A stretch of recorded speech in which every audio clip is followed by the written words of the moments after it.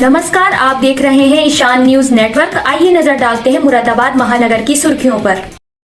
महानगर मुरादाबाद में शायद ही कोई ऐसा दिन हो जिस दिन महानगर वासियों को जान से जूझना ना पड़े। कोतवाली क्षेत्र का टाउन हॉल हो या चमोखा पुल, गुरहट्टी हो या डिप्टीगंज, हर तरफ जाम ही जाम रहता है।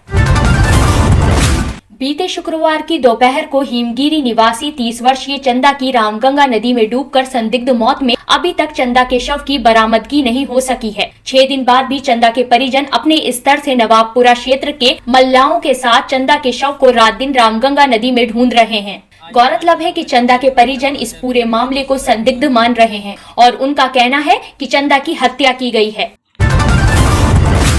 ट्रेनों में अब छठ पूजा के लिए घर जाने वाले यात्रियों की भीड़ खत्म हो गई है।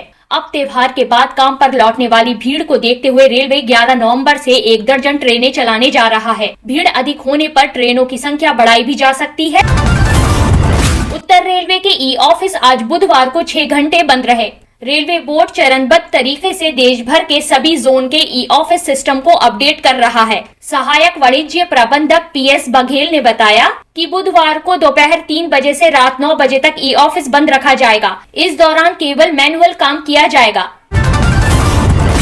राधा कृष्ण सेवा ट्रस्ट द्वारा दीनदयाल नगर स्थित नेहरू युवा केंद्र में 10 नवंबर बुधवार से 16 नवंबर मंगलवार तक श्री राम कथा का आयोजन किया जा रहा है। इसी क्रम में आज शिव शक्ति मंदिर दीनदयाल नगर से नेहरू युवा केंद्र तक कलश यात्रा निकाली गई। मानस मर्मज्ञ पूज्य श्री अतुल कृष्ण व्यास जी के श्रीमुख से श्रद्धालु श्री राम कथा का आनंद उठा रहे हैं। श्री ललित कौशिक एडवोकेट व भाजपा महानगर अध्यक्ष धर्मेंद्र नाथ मिश्रा के संरक्षण में रामकथा का भव्य आयोजन किया गया है, जिसमें भारी संख्या में श्रद्धालु पहुंच रहे हैं। और कहाँ पे हो रहा है? ये श्री राम कथा का आयोजन है और ये कार्तिक के शुक्ल पक्ष में ये बहुत पवित्र समय इस समय चल रहा है, क्योंकि ये वो समय है जिस समय भगवान कृष्ण ने उंगली पर गिरिराज धारण किए थे। अभी कार्तिक स्नान भी आने वाला है, गंगा स्नान। तो इस समय बहुत सारे त्यौहार होते हैं भारत के समाज में। उसी समय अभी हम दीपावली बना के चुके हैं भगवान राम का राज्याभिषेक की। उन्हीं की कथा ये मुरादाबाद की पावन भूमि में, चूँकि आप जानते हैं नगर भी रामगंगा के किनारे बसा हुआ है। डेंगू का प्रहार बरकरार है। हर दिन दर्जन भर से अधिक लोगों में डेंगू की पुष्टि हो रही है। निजी अस्पतालों में डेंगू के गंभीर मरीजों की भरमार है। इसके बाद भी स्वास्थ्य विभाग की गतिविधियां डेंगू को लेकर सिफर ही साबित हो रही हैं। हालांकि तमाम व्यवस्थाएं होने का दावा किया जा रहा है। निजी अस्पतालों में मरीज की स्थिति गंभीर होने पर हंगामे भी हो रहे हैं। इसके बाद भी निर्णय नहीं लिया जा रहा है। अब तक जिले में 927 डेंगू के मरीजों की एलाइजा टेस्ट से पुष्टि हुई है। बुखार के 412 मरीजों को दवा दी गई है।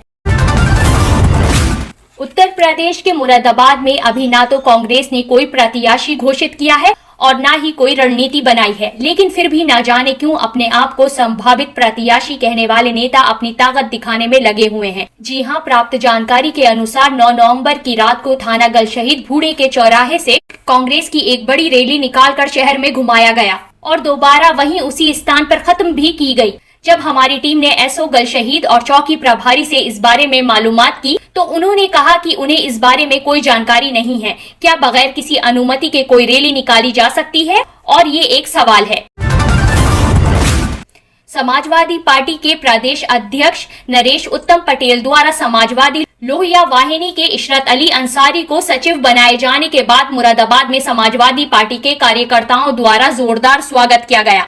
इस मौके पर एक रैली का भी आयोजन किया गया, जो स्टेशन रोड से शुरू होकर भूड़े का चौराहा जामा मस्जिद होते हुए रानी नगला उनके आवास पर जाकर संपन्न हुई।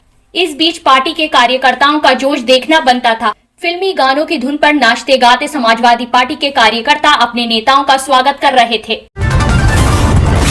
मंगलवार रात एंचौड़ा कोम्बो में कल की महोत्सव में शामिल होने पहुंचे सचिन पायलट ने कहा कि 2022 में चुनाव परिणाम चौंकाने वाले होंगे। उन्होंने कहा कि भाजपा का जाना तय है और कांग्रेस बहुत अच्छा प्रदर्शन करने जा रही है। लखीमपुर कांड पर सुप्रीम कोर्ट की टिप्पणी का जिक्र करते हुए पायलट बोले, सुप्रीम कोर्ट की टिप्पणी बहुत बड़ा संदेश है। इससे साफ होता है कि मनमानी और जिद नहीं चलेगी। संविधान और कानून सभी के लिए बराबर हैं। कांग्रेस नेता ने कहा कि यूपी में भाजपा अपराधियों को बचाने का काम कर रही है। सपा और बसपा इस पर मौन साधे हैं। अकेले प्रियंका गांधी सड़कों पर संघर्ष कर रही हैं।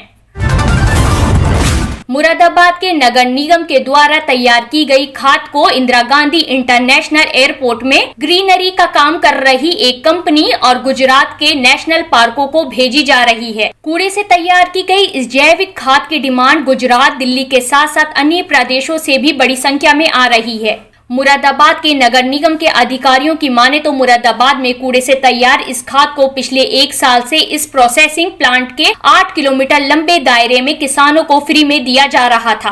अब इसका रिजल्ट बहुत अच्छा रहा, तो फिर नगर निगम के द्वारा इस खाद की मार्केटिंग करने के लिए लाइसेंस के लिए अप्लाई किया गया। लाइसेंस मिलने के बाद अब खाद को देश भर में सप्लाई किया जा रहा है। लेटेस्ट न्यूज अपडेट जानने के लिए सब्सक्राइब करें हमारा चैनल ईशान न्यूज नेटवर्क और हाँ, बेल आइकन दबाना मत भूलिएगा।